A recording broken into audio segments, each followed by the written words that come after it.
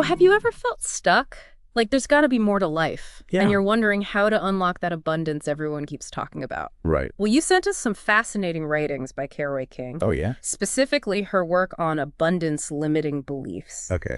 And let me tell you, she's got a unique perspective on how to break free from those invisible chains holding us back. I'm intrigued. So get ready, because we're diving deep into Caroy King's world. Let's do it.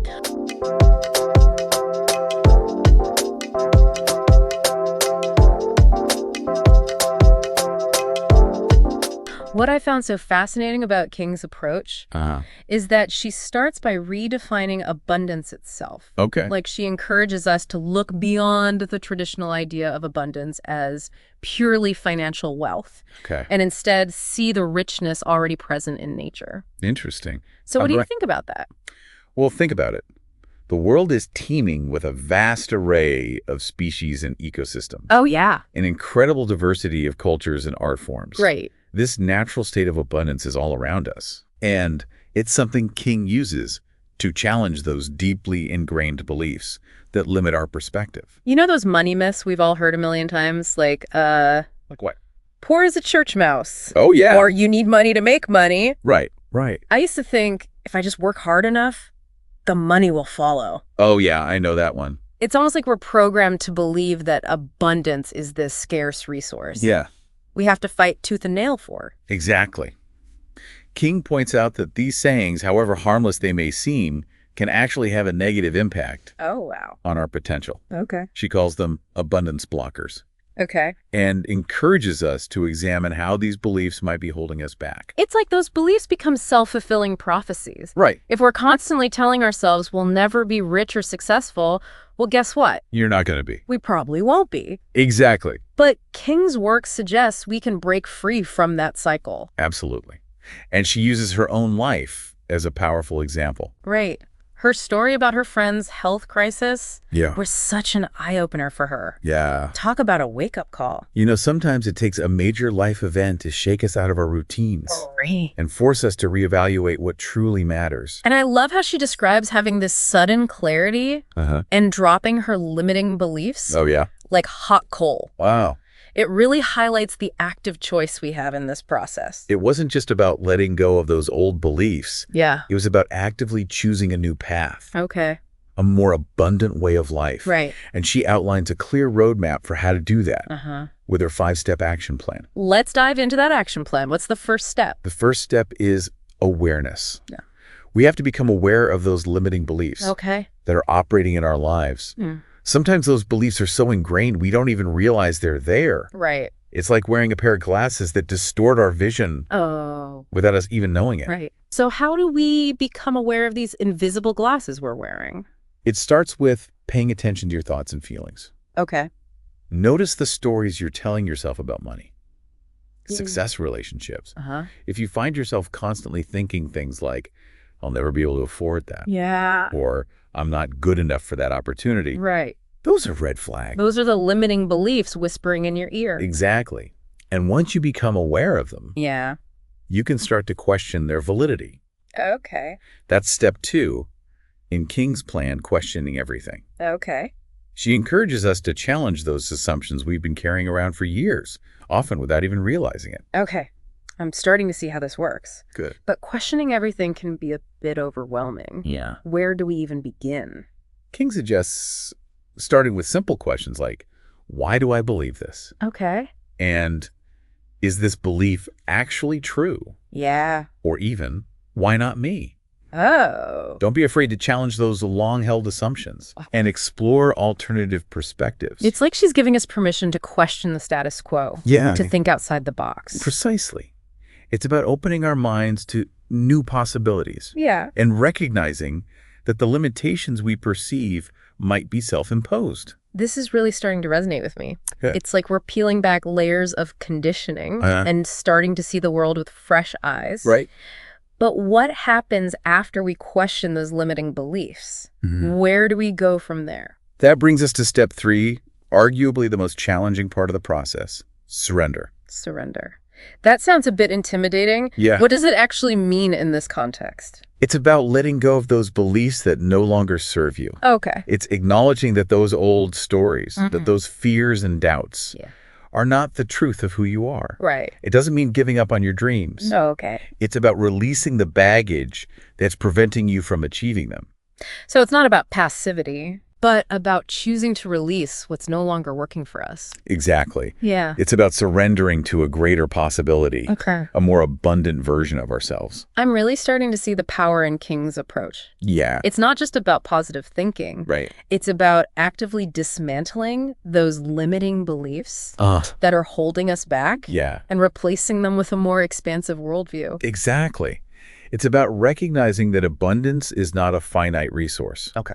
There's enough for everyone. And it starts with changing our internal landscape. I'm hooked. Let's talk more about those next steps in King's plan and how we can practically apply them to our lives. Sounds good.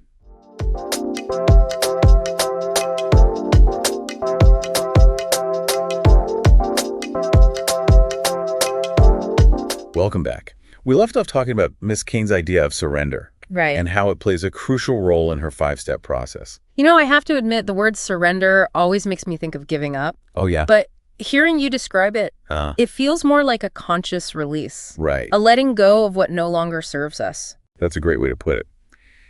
It's not about becoming passive. Okay. But about actively choosing to release those limiting beliefs that are keeping us stuck. Right. It's about making space for something new. Okay. And better to emerge. So we've become aware of those sneaky beliefs. Yeah. We've questioned their validity. And we've surrendered them. Okay. What happens next? The next step is openness. Okay. Now that we've cleared out some of that mental clutter, we need to be open to receiving new ideas. Okay. New opportunities and new ways of being. I can see how that ties into the idea of abundance. Right. If we're clinging to those old scarcity-based beliefs. Yeah. It's going to be hard to see the abundance that's already around us. Exactly. It's like we're wearing blinders that prevent us from seeing the full spectrum of possibilities. Right. Openness is about taking those blinders off. Okay. And allowing ourselves to be surprised and delighted by what we discover. So it's about cultivating a sense of curiosity and wonder, almost like a child exploring the world for the first time. That's a wonderful analogy. It's about approaching life with a beginner's mind. Okay. Free from preconceived notions and expectations. Right. It's about being open to the unexpected and embracing the unknown. Okay. I'm feeling more open already. Good. But openness alone isn't enough, right? Right. At some point, we have to take action. Yeah. That's step 5, isn't it? You got to action is where the rubber meets the road. Okay. It's about putting those new beliefs and insights into practice. It's about taking inspired action toward our goals and dreams. So it's not just about thinking about abundance. It's about doing something to create it in our lives. Absolutely. Yeah. Action is what transforms those dreams into reality. Okay. But remember, action doesn't have to be this big dramatic thing. Yeah. It can be as simple as taking a small step each day towards what you want to create. I think a lot of people get stuck in the dreaming phase. Oh, yeah. They have all these amazing ideas, but never actually do anything about them. That's where the fear of failure often comes in. Right. But Ms. King reminds us that failure is just a stepping stone on the path to success. Okay. It's an opportunity to learn and grow. That's so true. I think we often learn more from our mistakes than our successes. Absolutely. And it's important to remember that we don't have to do this alone. Oh, okay. We can surround ourselves with people who support our growth and inspire us to take action. That's a great point. It's so much easier to stay motivated and inspired when you have a supportive community cheering you on. Right.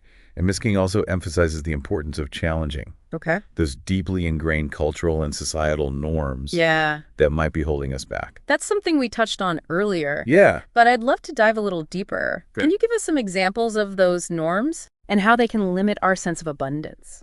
One common norm is the idea that success is a linear path. Okay. That we have to follow a certain set of rules to achieve our goals. Right. But Ms. King challenges this notion. Okay. And suggests that there are many different paths to success. Right. And we need to find the one that's right for us. I can relate to that. I think a lot of us have been conditioned to believe that we have to follow a certain script. Yeah. Go to college, get a good job, climb the corporate ladder. Right. But what if that script doesn't feel authentic to who we are? That's a great question. Yeah. Ms. King encourages us to question those societal expectations. Okay. And ask ourselves what truly aligns with our values and aspirations. Yeah. It's about giving ourselves permission to create our own definition of success. I love that. It's about reclaiming our power and creating a life that feels true and aligned with our soul's purpose. Right. But I imagine it can be challenging to break free from those deeply ingrained norms. Oh, yeah. Especially if our family and community aren't on board. You're absolutely right. It can be incredibly challenging. Yeah. And that's where self-compassion comes in. Yeah. It's about being gentle with ourselves as we navigate this process. Yeah. Knowing that change takes time. And it's okay to make mistakes along the way. That's such an important reminder. We're often our own harshest critics. It's true. And I think one of the most powerful messages in Mrs. King's work is that we have the power to choose. Okay. We can choose to stay stuck in those old patterns. Right. Or we can choose to break free and create a life of greater abundance and fulfillment. So it's not about waiting for abundance to magically appear. Right. It's about taking responsibility for our own lives and making conscious choices that align with our vision. Precisely. Yeah. And that's something we can do starting right now. I'm feeling so inspired. I'm ready to start dropping those limiting beliefs like hot coal. That's great. And embrace a more abundant way of being. That's the spirit. And in the final part of our deep dive, we'll explore some practical tips and strategies for integrating these principles into your daily life. I can't wait.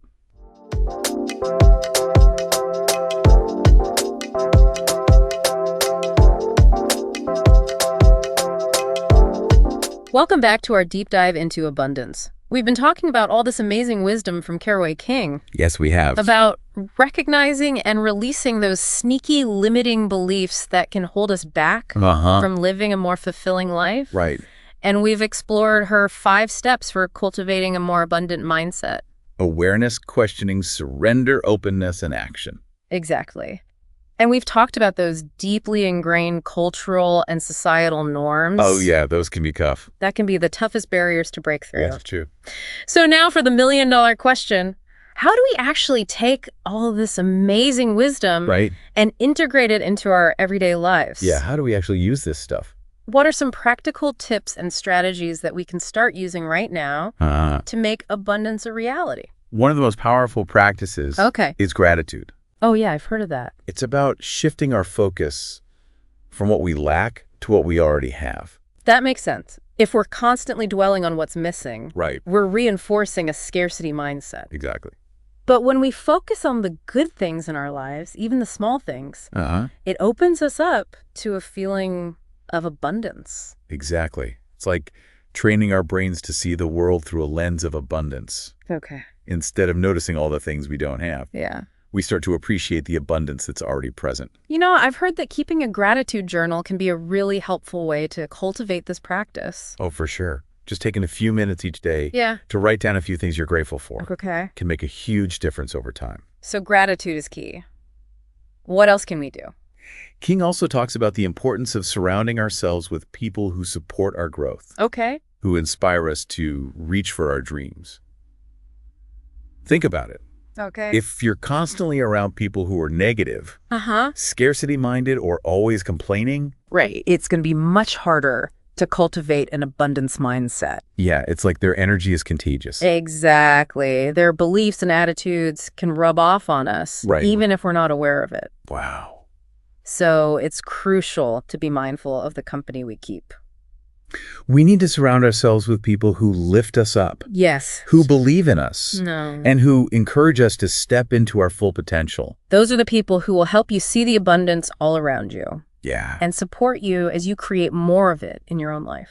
Speaking of creating abundance, yes, King also emphasizes the importance of taking inspired action. Right. It's not just about working hard or grinding away at a job you hate. Right. It's about aligning your actions with your purpose and passions. Okay. It's about finding work that feels meaningful and fulfilling. So it's not about forcing things. Right. Or trying to make something happen from a place of desperation. Exactly. It's about tuning into what truly lights you up. Yes. And then taking steps to bring that vision to life. Exactly. When you're engaged in work that feels aligned with your soul, it doesn't feel like a chore. Right. It feels like a joyful expression of your unique talents and abilities. And I imagine that kind of energy attracts more abundance into your life. It's like you're radiating a frequency of joy and purpose that draws good things to you. Precisely. Yeah. And remember, taking inspired action doesn't have to be some grand sweeping gesture. Right. It can be as simple as taking one small step each day towards your goals. So it's about consistency and making those small incremental changes that add up over time. Absolutely. Yeah. And don't be afraid to experiment and try new things. Okay.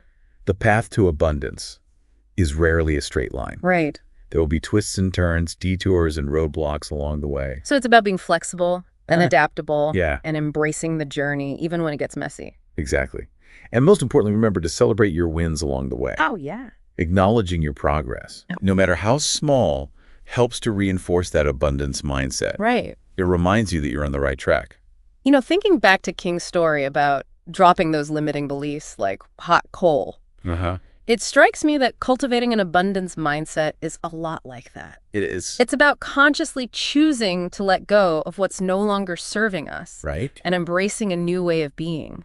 That's a powerful insight. It's not always easy. Right. But it's a choice we can make each and every day. So as we wrap up this deep dive into abundance, we want to leave you with this question. What is one small step you can take today to cultivate more abundance in your life? It could be expressing gratitude to someone you love. Okay.